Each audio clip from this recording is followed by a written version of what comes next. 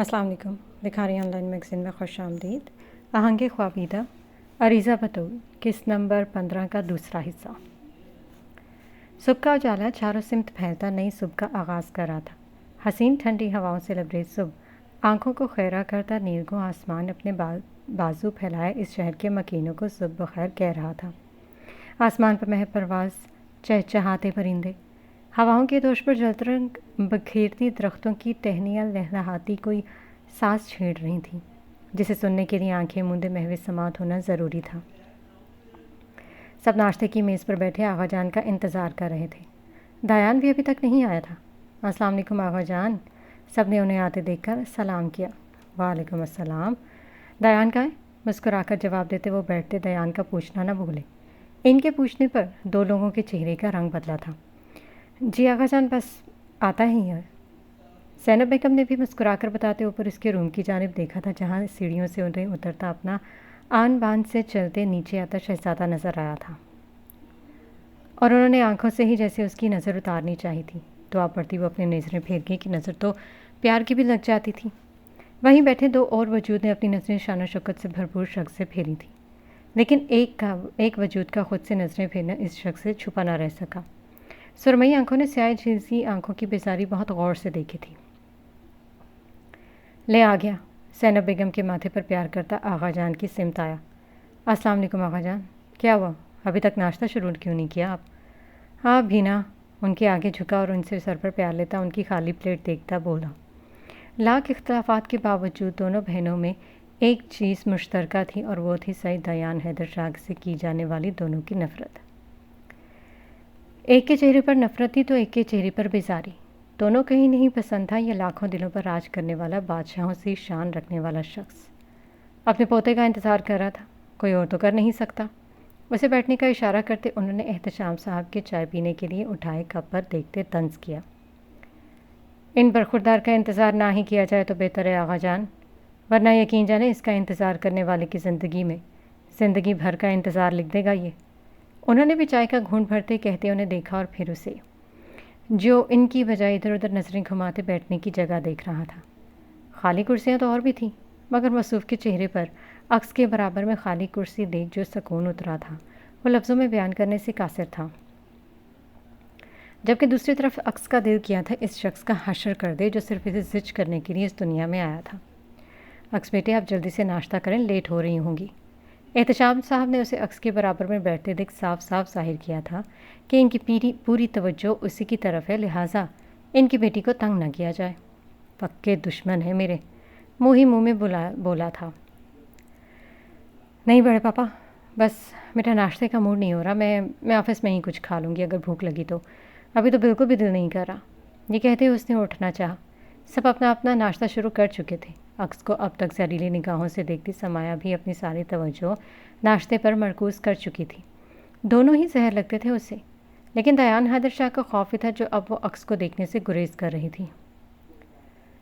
پر عکس بیٹے، اچھا چلو صرف جوس پی لو میری جان۔ زینب بیگم اس کی طرف بڑھی۔ نہیں ماما، بالکل بھی دل نہیں چاہ رہا۔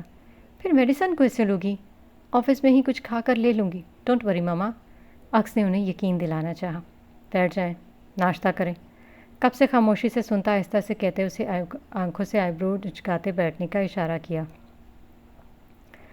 آنکھیں چھوٹی کرتے اسے گھورتی وہ اس کی بات کو ہوا میں اڑاتی اپنا سیل فون اٹھانے کے لیے آگے بڑھی تھی جب کلائی اس کی گرفت میں محسوس کر کے اس کا دماغ بھنایا تھا۔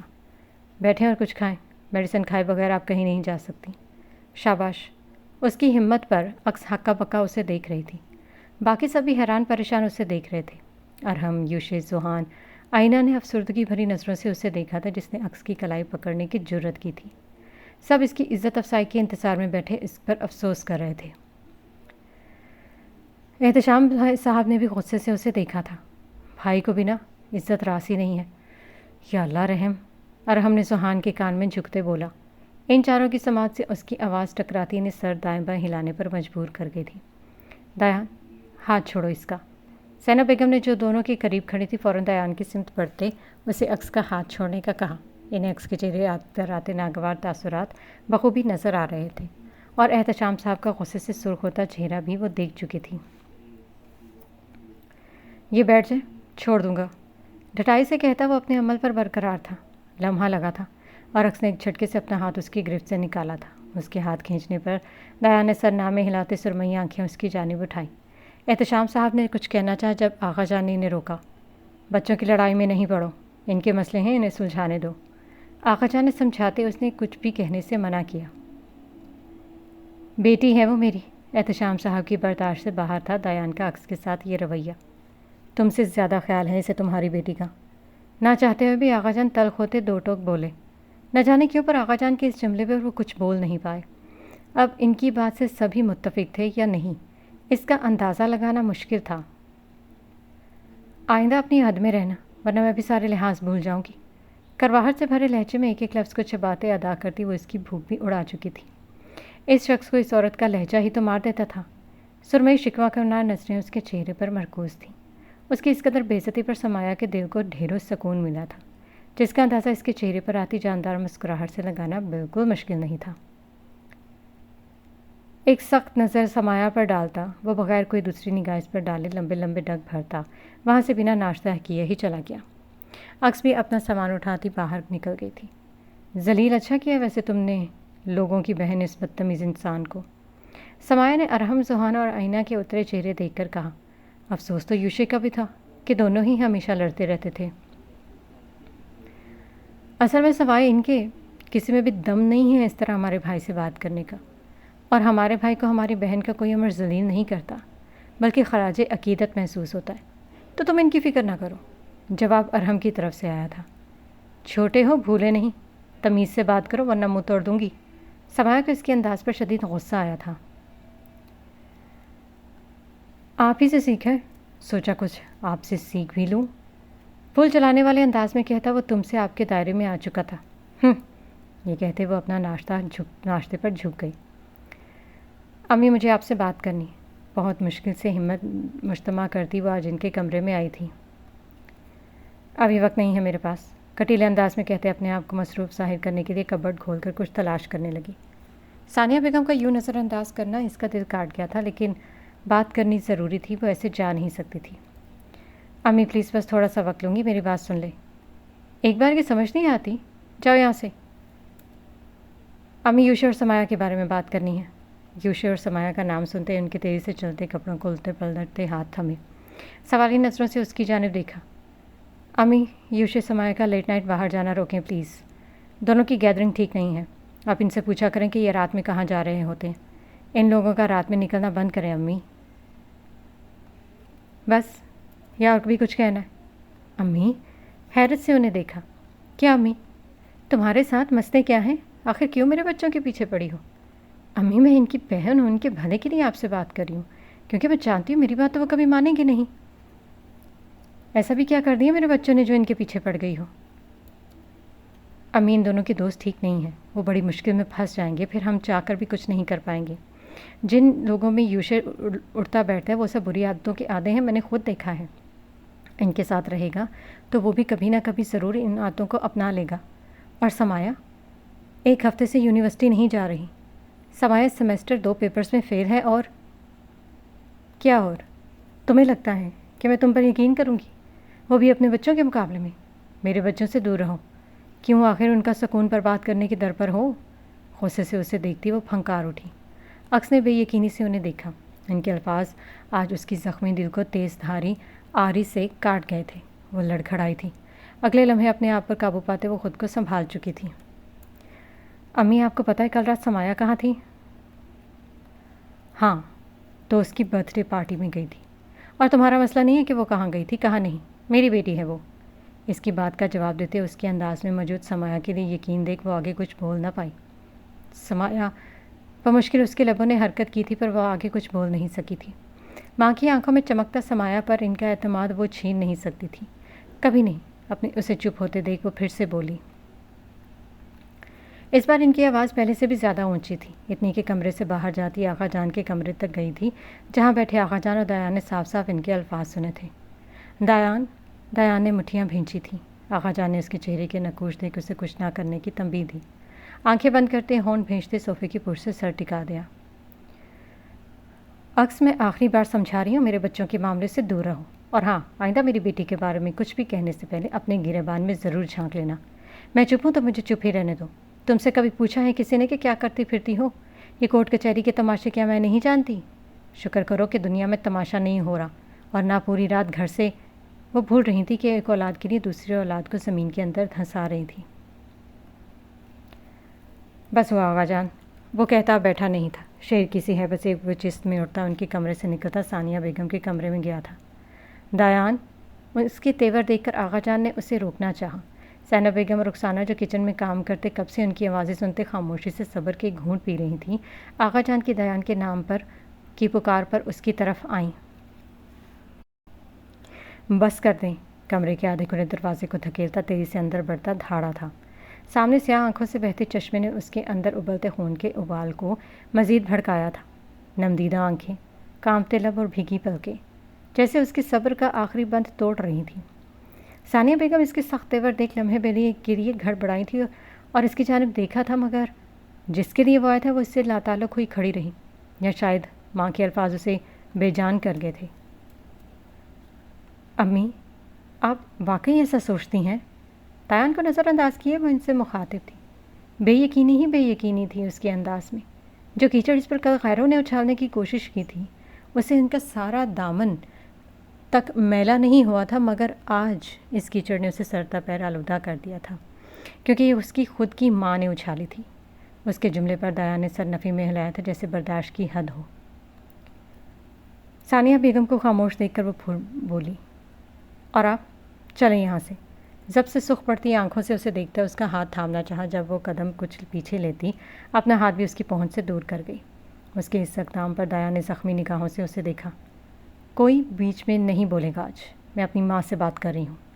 صاف صاف لفظوں میں وہ اسے وہاں آئے ہر شخص کو اپنے لیے کچھ بولنے سے روک گئی تھی۔ دایان نے زور سے مٹھیاں بھیجتے اپنے آپ کو کچھ کہنے سے روکا۔ بتائیں امی، وہ ان کی طرف ہوئی۔ سب یہی سوچتے ہیں، اور کیا غلط ہے؟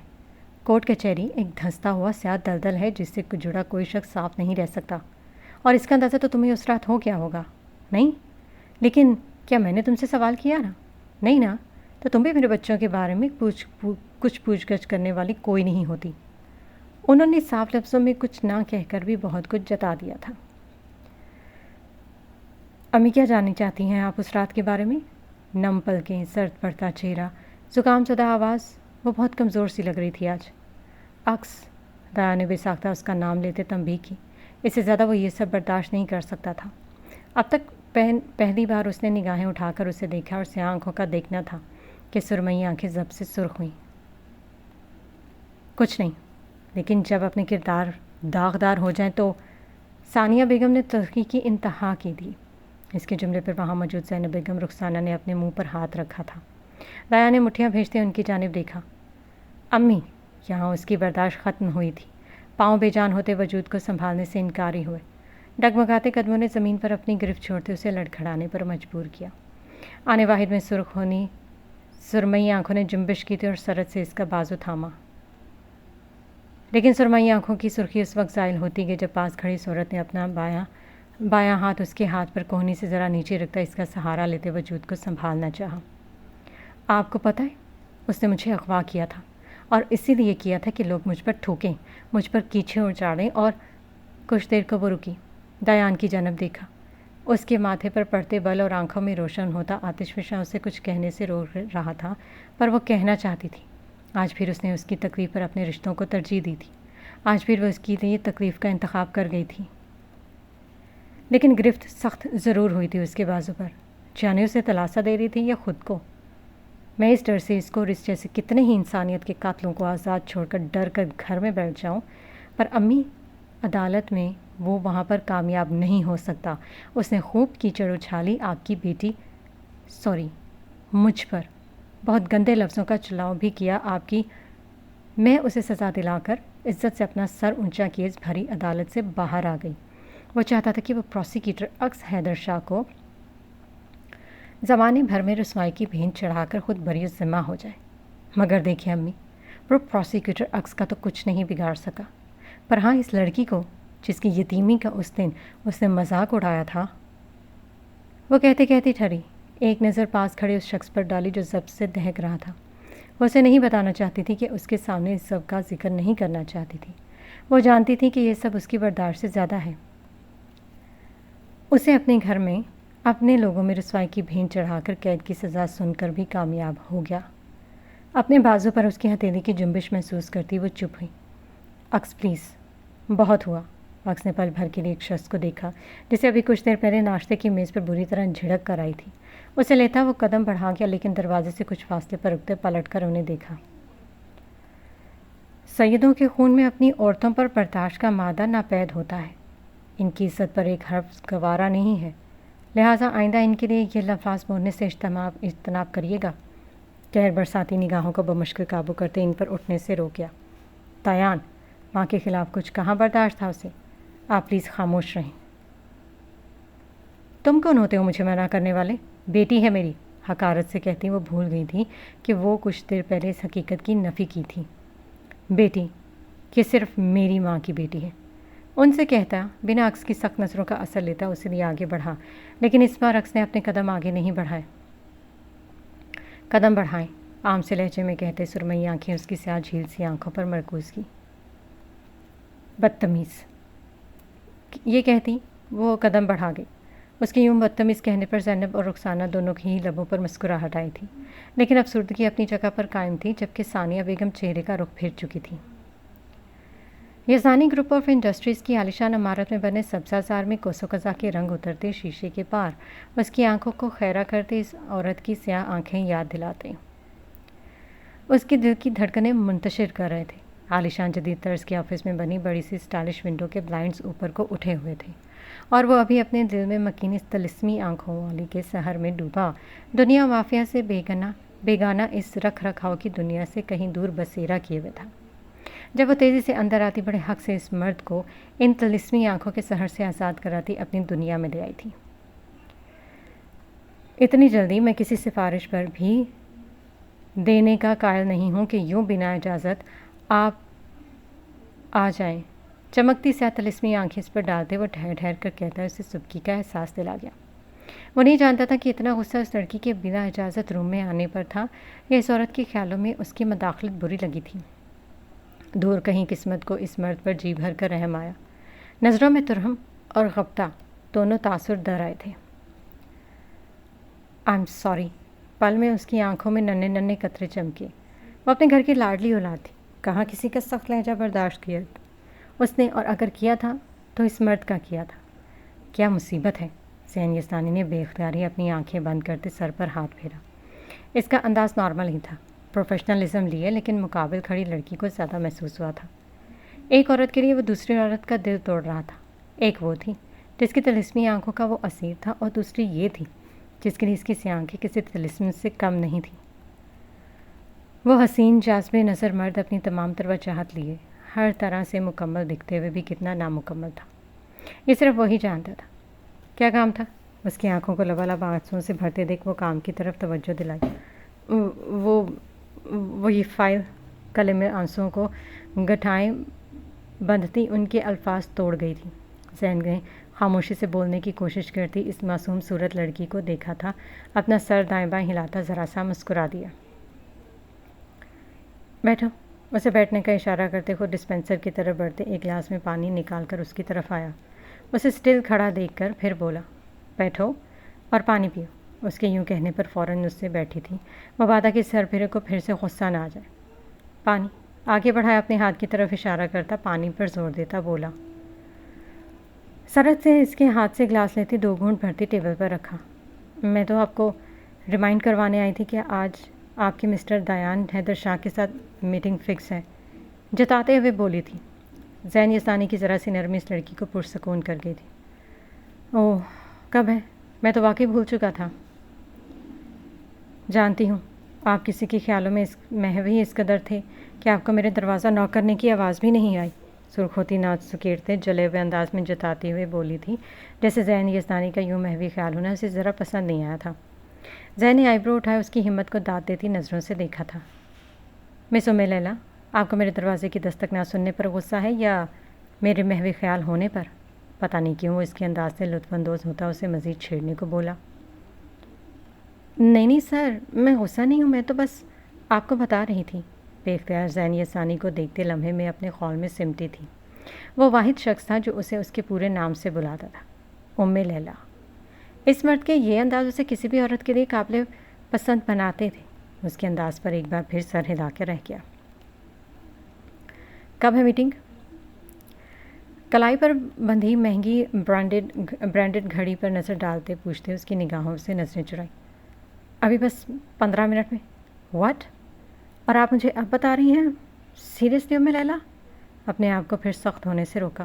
خود ہی تو ڈانٹنے میں لگے تھے، اب مجھے کہہ رہے ہیں؟ عجیب۔ اس سے کہتے پہلے دروازے کی طرف بڑھی۔ سب سن رہا ہوں، یہ کہتے اپنا کوٹ ہاتھ پر ڈالتا اس کے برابر سے باہر نکلا۔ ہو کیا جاتا ہے مجھے اس سڑک کے آگے؟ خود کو سرزرش کرتی وہیں بیٹھ کر لمبے لمبے سانس لیتی۔ اس کے روم کا دروازہ کھولتے اسے لیتا اندر آیا اور اس کا ہاتھ چھوڑا۔ دیان، کیوں اتنے بدتمیز ہوتے جا رہے ہو؟ بڑے چھوٹے کی تمیز ہی بھول گئے ہو؟ اس کی سرمئی آنکھوں میں موجود تیور دیکھ وہ تیزی سے اس کی سمت آتی بولی، جبکہ اس کی ساری توجہ اس عورت کی روئی روئی آنکھوں پر تھی۔ کیا بدتمیزی کی ہے میں نے؟ اس کے کہنے پر وہ استفسار کرتا اسے 2 قدم پیچھے ہٹا۔ سامنے کھڑی عورت کے چہرے پر چھائی سوگواری اس کی برداشت سے باہر تھی۔ وہاں امی کے سامنے تو پھول جھڑ کر آئے ہو نا؟ روندھی ہوئی گلوں کی آواز میں کہتے اس نے تلخ نظروں سے مقابل کھڑے مرد کو دیکھا۔ کمرے کی فضا میں ایک سکوت اختیار کر گئی۔ اس عورت کی آنکھوں میں اتری خزاں مقابل کھڑے مرد کو عذابوں سے دوچار کرا گئی اور ہمیشہ ہی کرا جاتی تھی۔ کوئی بھی آئے گا، آپ کو یہ سب کہے گا اور میں خاموش رہوں گا تو یہ آپ کی خام خیالی ہے۔ پل میں سرمئی آنکھیں سرخ ہوتی دہکی ہوئی محسوس ہوئیں، جس کی تپش فاصلے کے باوجود عکس اپنے چہرے پر محسوس کر سکتی تھی۔ وہ کوئی نہیں، میری ماں ہے، شدید اشتعال انگیز میں کہتی وہ اپنے ابرو سکیڑ گئی۔ ماما کافی نہیں ہے آپ کے لیے؟ اس کی تکلیف اپنے دل پر محسوس کرتے وہ ایک قدم آگے بڑھتا نرمی سے بولا۔ دیان، ماؤں کے ایک دوسرے سے مقابلے نہیں کیے جاتے۔ غصے پر قابو پاتی وہ اسے سمجھانے والے انداز میں بولی۔ وہ آپ کے قابل نہیں ہے۔ مقابل کھڑے مرد کے لیے عکس حیدر شاہ کی تصدیق ناقابل برداشت امر تھا، پھر چاہے وہ اس کی ماں ہی کیوں نہ ہو۔ دیان، ہاتھ اٹھ جائے گا میرا۔ پل میں آتش فشاں بنتی ہوئی اس کے قریب ہوتی غور آئی تھی۔ اٹھ جائے، لیکن آپ پر اٹھے ہاتھ کو جڑ سے اکھاڑ کر رکھ دوں گا اور اس سے آپ بھی مجھے نہیں روک سکتی۔ سرخ آنکھوں سے پھوٹتے آنکھ کے شعلے اس مرد کے اندر اٹھتے انتشار کو واضح ظاہر کر رہے تھے۔ وہ آج بغیر کسی مصلحت کے سوچے سمجھے بغیر اس پر صاف صاف واضح کر رہا تھا، اور اس مرد کا بفرا ہوا انداز عکس کو قدم پیچھے لے جانے پر مجبور کر گیا۔ اس عورت کا یوں خود سے قدم پیچھے لے کر جانا وہ بہت غور سے نوٹ کر گیا تھا۔ اپنے آپ پر ضبط کا پہرا باندھتے اپنے خیالوں میں ہاتھ پھیرتے خود کو پرسکون کرنا چاہا۔ سے آنکھوں نے بے ساختہ اس لمبے چوڑے عالیشان مرد کو دیکھا تھا۔ سرخ و سفید رنگت، اس پر حسین سحر زدہ سرمئی آنکھیں جو سب کے لیے ایک آتش فشاں بنی رہتی تھی، پر اس کے لیے وہ آتش فشاں ٹھنڈی بوچھاڑ بن جایا کرتی تھی۔ اس کے لیے آنکھیں بہت نرم واقع ہوتی تھیں۔ بڑی ہوئی داڑھی حالانکہ اس کو اور جذبیت بخش رہی تھی، لیکن ساتھ ہی اس کے اندر کی اضطرابی کیفیت کی بھی گواہ دے رہی تھی۔ اور ایک بات، آئندہ اپنے لیے ایسے الفاظ استعمال نہیں کیے جائے گا، کیونکہ پھر میرا خود پر بھی اختیار نہیں رہتا ہے۔ پھر نافرمانی کا الزام عائد کر دیں گی۔ اس کی سائڈ سے گزرتے پاس رکھا انٹرکام اٹھایا۔ اکثر حد سے سائڈ پر ہوئی۔ تایا نے بڑی غور سے اس کی سائڈ پر ہونا محسوس کیا، لیکن اس کے ہاتھوں کی لرزش اسے کچھ کہنے سے روک گئی۔ ماما، ان کے لیے کھانے کو بھجوائیں اوپر، یہ کہتے اس کی سمت آئی۔ دوائیاں کھائیں؟ اس کی فکر میں گھلتا وہ اسے ذرا بھی اچھا نہیں لگ رہا تھا۔ نہیں، ایک لفظی جواب دیتے سرد مہری سے چہرہ پھیر گئی۔ جانے کیا ہوا تھا، لیکن اس مرد کا یہ تھکا تھکا سا وجود اسے ناگزیر گزر رہا تھا۔ دیان، میرے معاملات سے دور رہا کرو، میں تمہیں ہمیشہ سے یہ سمجھاتے سمجھاتے اب تھک ہی جا رہی ہوں۔ اسے یوں اپنی طرف سے بدتمیزی کرنے کی اجازت نہیں دے سکتی تھی۔ نہیں رہ سکتا، میں بھی کئی بار بتا چکا ہوں، اسی کے انداز میں کہتا وہ ڈھیٹ واقع ہوا۔ ہماری سمتیں الگ ہیں سعید دیان حیدر شاہ۔ نم آنکھوں پر لمبی گھنی پلکوں کے کونے ابھی بھیگے ہوئے تھے۔ آپ کی غلط فہمی ہے یہ، سرمئی آنکھیں اٹھاتے بہت کچھ جتاتے ہوئے بولا۔ تو میری برداشت سے زیادہ آزمانے لگے ہو مجھے؟ وہ غورائی تھی۔ یہاں بھی آپ زیادتی کر رہی ہیں۔ لبوں کے کنارے ہلکے سے اٹھے تھے۔ اپنی بدحالی پر افسردگی سے مسکرایا۔ میں زیادتی کر رہی ہوں یا تم، جو ہر بار میری زندگی میں زبردستی چلے آتے ہو؟ شفقت سے کہتے اس کی سرمئی آنکھوں میں ٹھہری اداس شاموں کو دیکھا تھا۔ آپ کی اور میری زندگیاں الگ نہیں ہیں عکس۔ मध्यम आवाज़ में बिखरे बिखरे लहजे में कहते उसे बावर करवा रहा था। तुम आखिर अपने आप को समझते क्या हो? तुम ही ये चाहते हो कि लोग कहें मैं तुम्हें बदतमीज़ी करने पर उकसाती हूँ। मेरी वजह से लोग तुम्हारी तरबियत पर उंगलियाँ उठाएं। क्यों इन्हें और मुझ में बदसंद करना चाहते हो? उसके अंदर उबलता लावा फूट पड़ा था। वो मुकाबिल खड़े मर्द को समझाते थक चुकी थी। वो क्यों ज़बरदस्ती उसकी ज़िंदगी में चला आता था? आप लोगों की बात क्यों करती हैं? लोगों में इतना दम नहीं है कि अक्स हैदर शाह की तरफ निगाह भी उठा पाए, और जिनमें यह ज़रा भर की भी हिम्मत है तो वो आपकी दी हुई है, वरना हलक से वो ज़बान न खींच लो। जो आप पर चले तो कहिएगा। वो ख़तरनाक हद तक पुरसकून लहजे में बोला था, मगर उसके लहजे में सुलगता गैज़ सुकून की असल हकीकत इस पर आश्कार कर गया था। दयान, सब करते करते वो चीख पड़ी थी। वो इस शख्स का गुस्सा उसे कभी पसंद नहीं आता। बैठे। उसके पीले बढ़ते चेहरे को देख वो सब कुछ फरामोश करता उसे सोफे पर बिठाने के लिए आगे बढ़ा। अक्स सिर्फ उस शख्स को देखे जा रही थी। ये वही मर्द था जिसकी वो मुसलसल नफ़ी कर रही थी, जिसे वो अभी थोड़ी देर पहले पूरे घर के सामने बेइज्जत करके आई थी, और इस बात का उसके चेहरे पर एक साया तक नहीं था। बाद में बात करेंगे, अभी आराम करें। और लें, नाश्ता भी आ गया, कुछ खा लें। इस्तेकाक से भरे पूर्व लहजे में वो इस तरह बात कर रहा था जैसे दोनों में बड़े खुशगवार मरासम रहे हैं और अभी तक कोई बड़ी ही खुशगवार बातें हो रही थी इनके दरमियान। इन दोनों के दरमियान होती बहस को वो किस कदर आराम से बातों का नाम दे गया था। ये लड़का पागल है या मुझे बना रहे? ये इस कदर पुरसुकून कैसे हो सकता है? सिर्फ सोच ही सकी, कहा कुछ नहीं। खाएं जल्दी से, शाबाश। फ्रूट से भरा बाउल जिसमें हस्बे ज़रूरत दही पर हल्की सी ब्राउन शुगर छिड़की हुई थी उसकी जानिब बढ़ाया। मैं नहीं खाऊंगी ये, इतनी बार मना किया, मुझे नहीं पसंद ये दही। दही को देखते मुंह बनाते वो चेहरा फिर गए। अच्छा चले, मैं अलग कर देता हूँ। उसके चेहरे के तासुरात देख वो मुस्कुराए बगैर न रह सका। तो मुझ पर हंस रहे हो? नहीं, मैं हंसी कब रहा हूँ? मुस्कुराहट में ढले होंठ लम्हे में आपस में पेवस्त हुए, साकिन हुए। अक्स खामोशी से उसे देख रही थी, जो इस तरह एक फल का पीस दही के बाउल से निकाल कर अलग प्लेट में रख रहा था, जैसे इससे ज़्यादा ज़रूरी और कोई काम ना हो। कौन कह सकता था ये वही सरफिरा मगरूर सईदज़ादा था, जो ज़बान से ज़्यादा हाथों से बात करता था, जिसके आगे लोग नज़रें उठाने से भी डरते थे। अपनी सल्तनत का बेताज बादशाह, जहाँ रियाया भी उसकी थी और बादशाहत भी उसकी। दुनिया की नज़र में वो काबिल बिजनेसमैन, उभरता हुआ सियासतदान, जबकि उसकी मुल्क की अंधेर नगरी ही जानती थी कि इसका असल क्या है। वह काबिल फ़ख्र अंडर कवर एजेंट था, लेकिन अक्स हैदर शाह के आगे सर खम कर देने वाला फर्माबरदार सईदज़ादा। अब खा लें। सारे पीसेज अलग करके रखते प्लेट उसकी तरफ बढ़ाई। तुमने नाश्ता किया था? आम से अंदाज में पूछते हुए उसे हैरत के समंदर में धकेल गई। मतहैयर नज़रों से उसे देखता वो दिल ही दिल में मसरूर हुआ। एक गहरा सांस हवा के स्पुर्द करता सर नामे हिलाया। नहीं, लेकिन अभी जाना है मुझे, तो बाहर से ही कर लूँगा। आप खाएं। ये कहते उसे खाने का कहा। खाओ। दही वाले बाउल में आधे फ्रूट्स वापस डालते उसकी जानिब बढ़ा दिए। मुकाबिल बैठा मर्द आंखें बड़ी किए उसे देखता रह गया। किस तरह से उसने सलब अलग किए थे और उसने ऊपर से उसे खाने के लिए कह रही थी। वो खुद भी दही का शौकीन, दही शौक से नहीं खाता था। मैं नहीं। दयान, सेहत के लिए अच्छा होता है, शराफत से ख़त्म करो। वाह, क्या तजाद था। ख़ुद के बारे में सेहत के लिए अच्छा है याद नहीं रहा। कोई और वक्त होता तो कभी ना खाता, पर इस वक्त वो खाने पर मान गई थी, तो वो कोई रिस्क नहीं लेना चाहता था। लिहाजा खामोशी से बाउल थामते फोक से एक एक पीस मुंह में रखता जहर मार करने लगा। वो भी खामोशी से आहिस्ता आहिस्ता खाती, एक नज़र उस पर डाल लेती, आया वो खा रहा है क्या नहीं। दोनों की गाड़ियाँ एक साथ पार्किंग में रुकी थी। दोनों एक अदा से निकलते गाड़ी का दरवाज़ा खुला छोड़ते आगे बढ़े। दोनों के साथ दाएं बाएं खड़े गार्ड्स में से दो आगे बढ़कर दरवाजे बंद किए थे। एक दूसरे की तरफ कदम बढ़ाते एक दूसरे को देखते हाथ मिलाया। रस्में दुनिया थी और मुलाकात के आदाब भी, सो पूरे किए गए।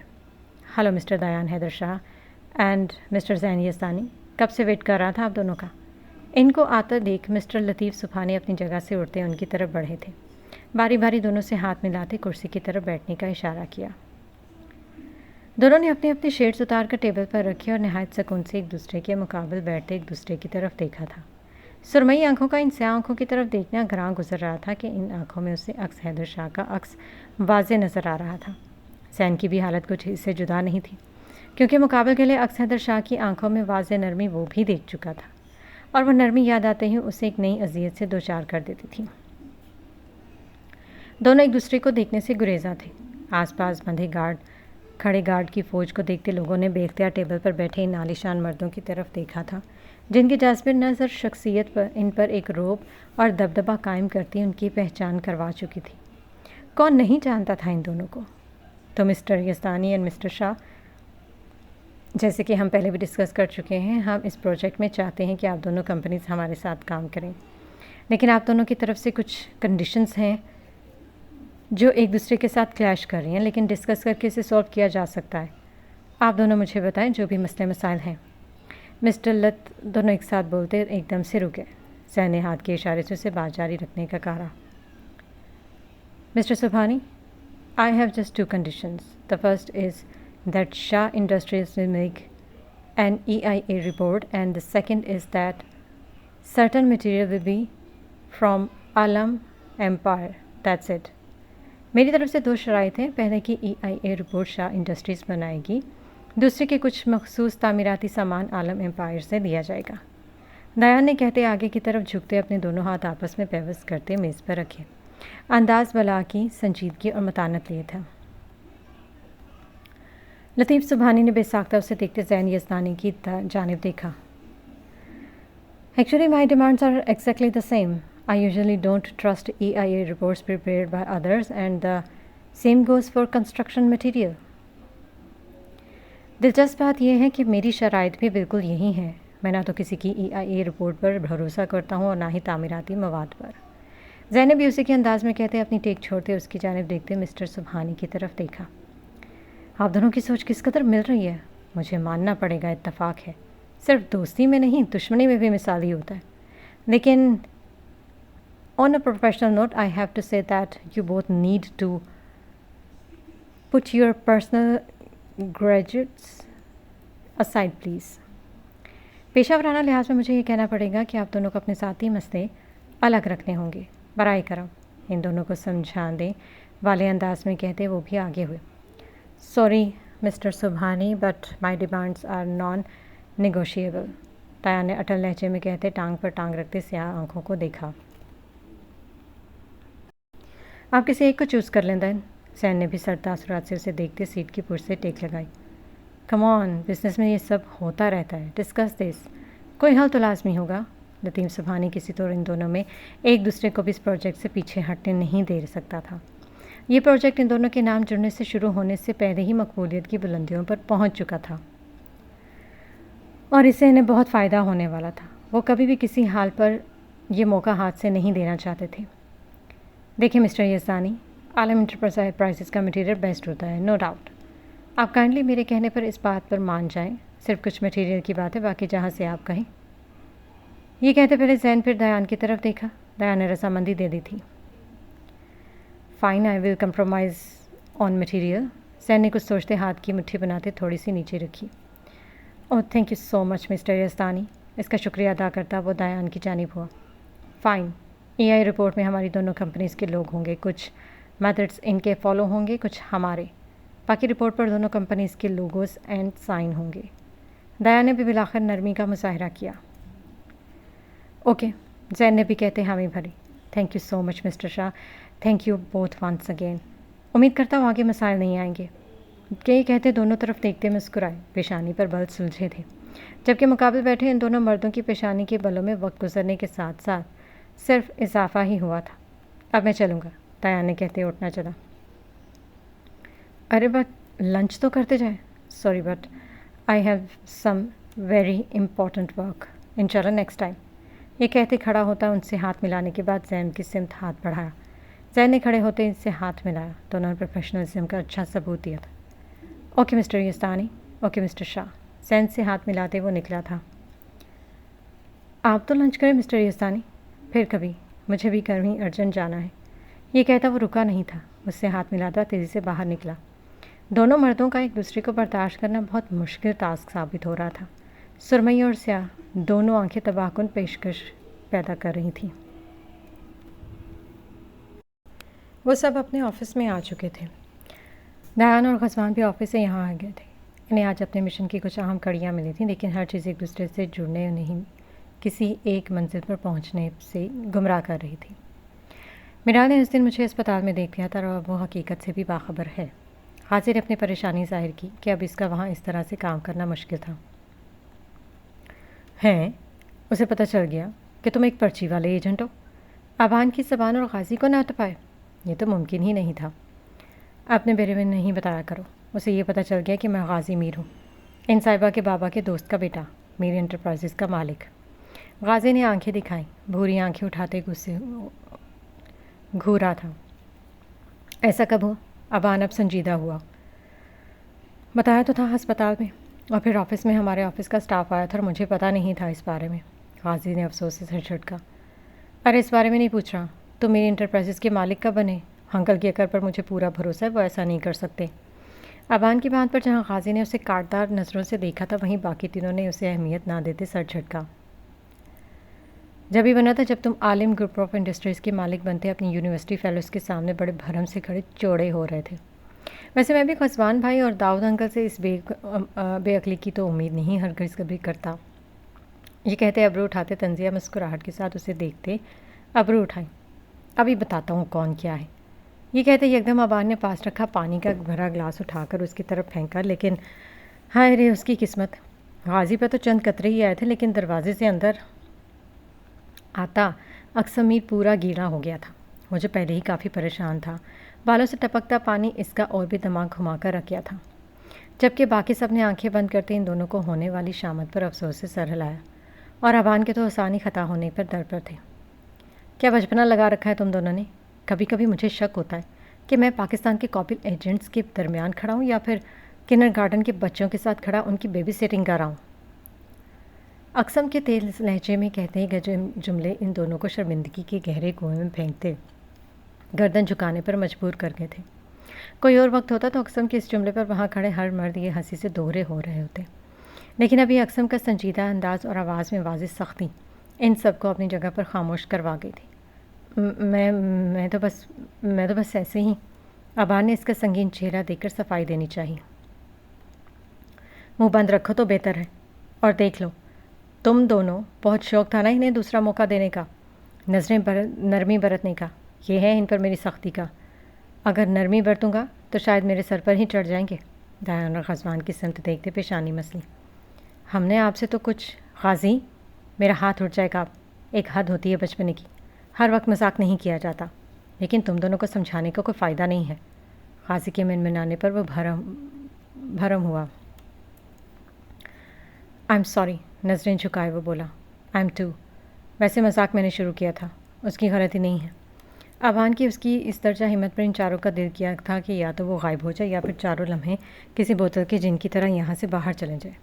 بے یقینی نے چاروں سے اسے دیکھا۔ گیا یہ، یوان نے دایان کے کان میں جھکتے ہوئے کہا۔ آج تو وہ واقعی نہ چھوڑیں، میں بھی ہی یہی کہوں گا، ڈھیٹ انسان۔ دایان نے بھی ابان کو گھورا تھا۔ ارے اسے کہتے ہیں دوست سے دشمن بہتر، غازی نے زیر لب کہتے روتی شکل بنائی۔ اپنے لیے اس کی یہ ہمدردی سے کوئی سزا لگی تھی۔ غاز، ان دونوں کو ابھی یہاں سے باہر نکال دو، ورنہ یقین جانو تم لوگ ناک بھی رگڑ لو تو میں ان دونوں کو واپس ٹیم میں نہیں لوں گا۔ ناؤ۔ ابان کو قہر برساتی نظروں سے دیکھتے اس نے غازی پر بھی ایک تند نگاہ ڈالتے غزوان کو دیکھا، اور ان کی آنکھوں میں موجود سختی دیکھ بغیر کسی دوسری بات کے غزوان نے ان دونوں کو یہاں سے باہر جانے کا اشارہ کیا، جس پر ابان تو پھر آگے بڑھ گیا، مگر غازی منمنایا، اور اس کے اس انداز پر اب دایان کی بس ہوئی تھی۔ ایک جھٹکے سے اس کا بازو پکڑتا گھسیٹتا ہوا باہر نکالا۔ یمان جو کب سے خاموش کھڑا تھا، اب اس سے اپنی ہنسی کا فوارہ پھوٹتا روکنا مشکل ہو رہا تھا، لہٰذا ایک سیکنڈ کی دیری کیے بغیر ان کے پیچھے باہر ہی بھاگا۔ مبادا اگر اس کے سامنے ہنس دیتا تو اس کی بھی شامت پکی تھی۔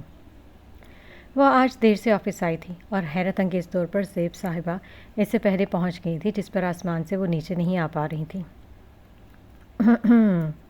زبردستی گلا کھنکارتے اندر آتی عکس کو احساس دلانا چاہا۔ کیا ہے زیب؟ کچھ نہیں، ویسے میں آج وقت پر آئی تو ہوں نا؟ جی بالکل، آپ وقت پر آئی ہیں، تو پھر کیا چاہتی ہیں اب آپ کو کہ آپ کو پھولوں کا ہار پہناؤں؟ اس کا موڈ کچھ اچھا نہیں تھا، گھر سے آتے ماں کا رویہ، اور پھر اس شخص سے ہوئی بحث، سب اس کے حواسوں پر سوار ہو رہا تھا، لیکن وہ اس چھوٹی سی لڑکی پر اپنا بوجھ نہیں ڈالنا چاہتی تھی۔ نہیں، بس تھوڑی سی تعریف اگر… یہ کہتے مسکرائی۔ مس زیب، آج آپ نے وقت پر آفس آ کر جو شرف مجھے اور اس آفس کو بخشا ہے وہ قابل فخر ہے۔ میرے پاس لفظ نہیں ہے آپ کی تعریف میں کہنے کے لیے، لیکن میں یہ آج کا دن کبھی نہیں بھولوں گی۔ اس کے ادھورے جملے کا مطلب سمجھتے آنکھیں بند کرتے کھولتے اس لڑکی کی حرکتوں پر ضبط کرتی اس کی تعریف کرنے کی کوشش کی۔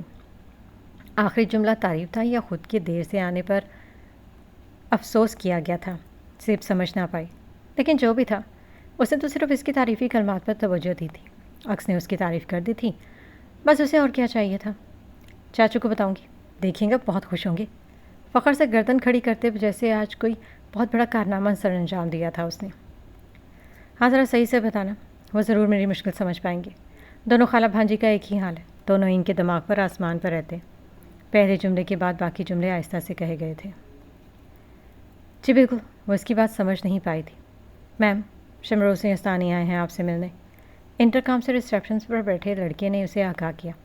اپائنٹمنٹ تھا ان کا نام سنتے اس کے ماتھے پر بل پڑے۔